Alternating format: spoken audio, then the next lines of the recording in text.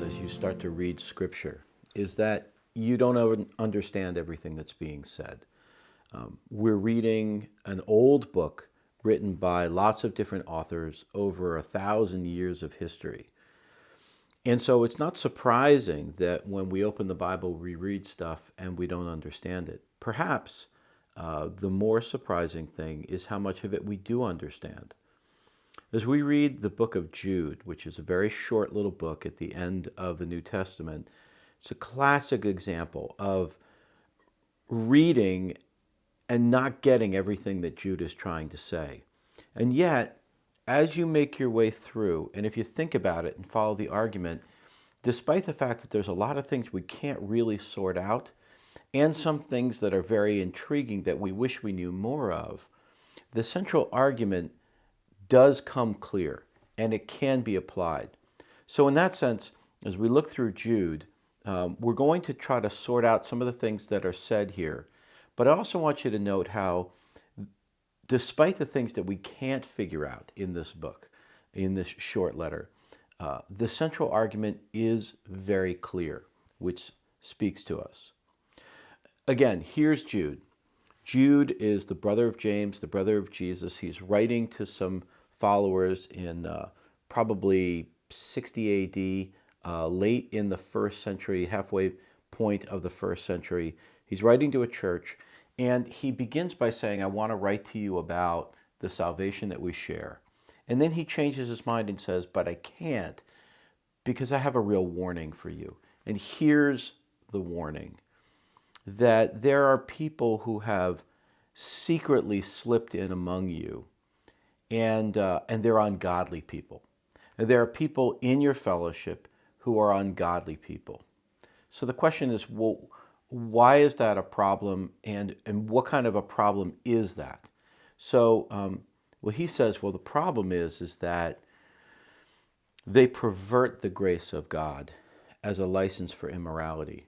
And ultimately, they deny Jesus Christ, our only sovereign Lord. So he says their deviation from true faith is pretty significant. Their behavior is not good, and the overall effect is even worse. And so, as we said in the very first lecture on Jude, he doesn't really spend a lot of time telling us doctrinally what it is that these teachers get wrong. Instead, he reminds us that God is a God who sees our behavior and judges, and he warns us against the behavior of these false teachers. It's almost as if Jude is saying, the main thing you need to do is watch people's behavior, because those who want to be influential in the church should win that position through their behavior, through their godliness of character. And when you see ungodliness, you should be skeptical about giving people leadership. So let me explain what we mean. He says there are ungodly people, and they've snuck into the church. And the first thing he says in Jude 5 through 7 is he gives 3 examples from the Old Testament of times where God judged people for their behavior. The point he seems to be making is God is quite capable of judging people for their wrong behavior, and he will see it and he will judge it. Here's the examples he uses. Though you already know this, he says in verse 5, I want to remind you that the Lord at one time delivered his people out of Egypt, but later destroyed those who did not believe. And then he gives the second example. And the angels, who did not keep their positions of authority, but abandoned their proper dwellings, these he has kept in darkness, bound with everlasting chains for the judgment on the great day. And he gives the third example. In a similar way, Sodom and Gomorrah and the surrounding towns gave themselves up to sexual immorality and perversion. They serve as an example of those who suffer the punishment of eternal fire. So the first example is pretty easy to understand. He says the greatest act in the Old Testament is God saving his people out of slavery in Egypt. He brings them out through the Red Sea and into the wilderness. He says, but don't forget, that same population that was saved later fell into unbelief, and they would not go into the promised land because they were afraid. And what did God do? He let them all die. Meaning, In the same way, we could be the recipients of God's great work. And at the same time, if we fall into unbelief, God will judge us for that. He says that's what's going to happen to these people. And then he says, angels who did not keep their positions of authority but abandoned them and their proper dwelling are being kept in darkness. There are chances that if you read this, you would have no idea what he's talking about. There is another chance that if you read this, you're thinking, well, that's about the angels of God who rebelled with Satan and left heaven. And it's probably not that either. What he's probably referring to here is an obscure passage in Genesis chapter 6, where it talks about, in Genesis chapter 6, which is right before the story of Noah,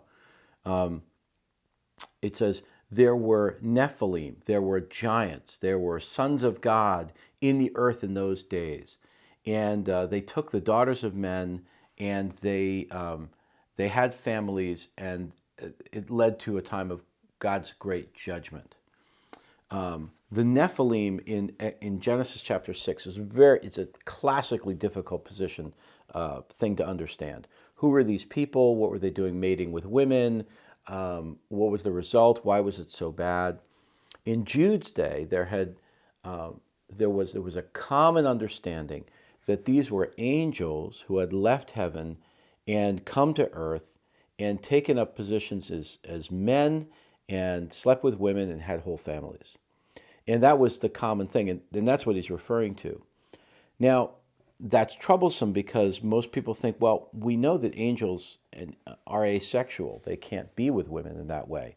And so that can't be the right thing. But Jude is not saying that that's what happened. He's just saying that in that old passage, you have people who left their positions of authority and went and did what was wrong. They were rebelling against God.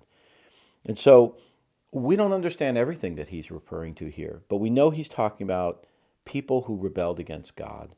And he says, God has judged them. They're being kept in darkness until the day of judgment. And in the last one, we have Sodom and Gomorrah, which along with the other cities of the plain were judged. This is a little bit easier to understand because we know that in Sodom, the people fell into great sexual immorality and great violence, among other things. And it says here, they gave themselves over to sexual immorality and perversions, and they were wiped out. The city was destroyed. And so in each of these, this is like a hall of fame of sinners, especially in Jude's day. In fact, these three examples of the people in the wilderness and the angels from Genesis 6, if that's what they were, and Sodom and Gomorrah kind of traveled together as a classic example of sinners in the popular culture. So Jude's just kind of grabbing that and saying, I don't have to tell you that God knows how to judge people.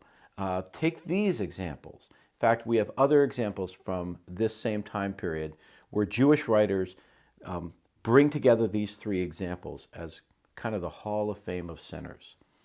So, and then he says, so each one of them shows God's ability to judge. And now here's the key point. We may not understand everything of what's said between verses 5 and 7, but in verse 8 he says, in the very same way, on the strength of their dreams, these ungodly people pollute their own bodies, reject authority, and heap abuse on celestial beings. So he tells us right there, these false Christians in the church are polluting their own bodies, they're rejecting authority, and they heap abuse on celestial beings.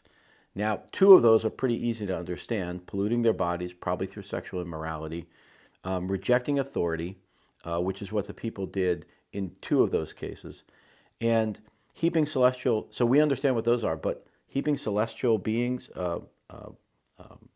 abuse on celestial beings, what does that mean? Well, he gives us an example, and guess what? It doesn't make it any clearer.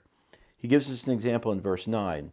But even the archangel Michael, when he was disputing with them, but even the archangel Michael, when he was disputing with the devil about the body of Moses, did not himself dare to condemn them for slander, but said, the Lord rebuke you.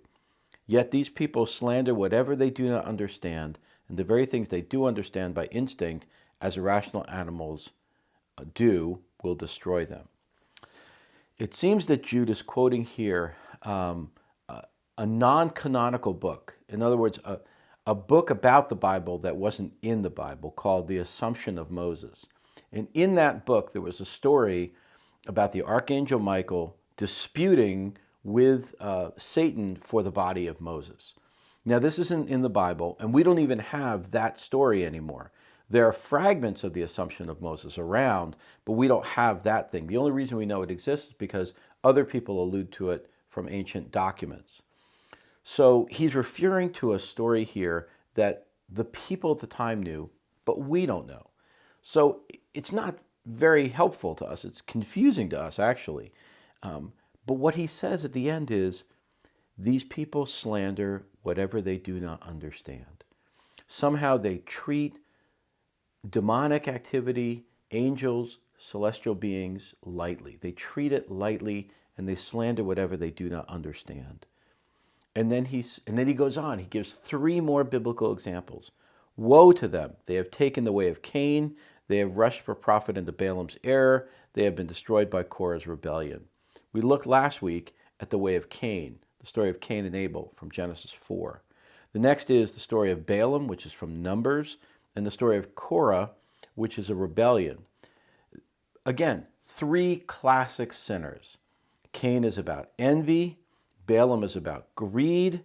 Korah is about, again, rebelling against authority. And so that's what he's talking about. These false teachers, these false leaders are mired in all of this sin. So in verses 5 through 11, he's made 6 references to ancient literature, most of which are biblical, some of which are hard to understand. And yet, we get a feel for him saying, these people who have slipped among you are ungodly. What have they done? They rebel against authority. They are not sexually pure. They are out only for themselves. And they're kind of spiritually arrogant. Now, here's the problem in verse 12. These people are blemishes on your love feasts, eating with you without the slightest qualm, shepherds who feed only themselves. They are clouds without rain, blown along by the wind, autumn trees without fruit, and uprooted, twice dead. They are wild waves of the sea, foaming up their shame, wandering stars for whom blackest darkness has been reserved forever. So just a whole catalog of things that are wrong with these people. He's just throwing stuff at them, just accusing them like crazy. But you see why Jude is so upset. Because these people are selfish, and they are materialistic, and they are sexually deviant, and they are pretending to be followers of Jesus. He says to them, these people are blemishes on your love feast, meaning that when the church gets together to share a meal, which the early church did after worship most of the time, they share a meal. These people are there pretending to be followers of Jesus, but they're not. He says they're blemishes, which actually a better translation might have been they are hidden. The idea being that they're like a reef underneath the ocean water that you can't see. And you bring your boat in, and it hits this reef, and it just rips the bottom of your boat open. So you can't see. It looks like the sea is calm, and you hit this reef, and it rips the bottom of your boat open, and you sink. He said that's what these people are. They look fine, but they're not. And he says they are shepherds who feed only themselves. And this is what he's getting at. These people are making their way into leadership. And so if you start to follow them, if you start to follow their leadership, you will be like looking for fruit on a dead tree, like waiting for rain from a cloud that never brings rain. It'll be like trying to sail on waves of the sea. He says, and he uses wandering stars for whom blackest darkness. A wandering star was, in the ancient world, people would try to navigate by the stars, but the planets moved, And if you tried to navigate by the planets, you would get lost because they move too much, and they call them wandering stars. So he's saying, if you follow these people, you will get lost. You will become fruitless. You will be led into error. You will be tricked into thinking and polluting your own life. You will not find Jesus. You will not find spiritual wholeness. And he says, so here's the thing. Who are you going to listen to? Who are you going to listen to? Jude is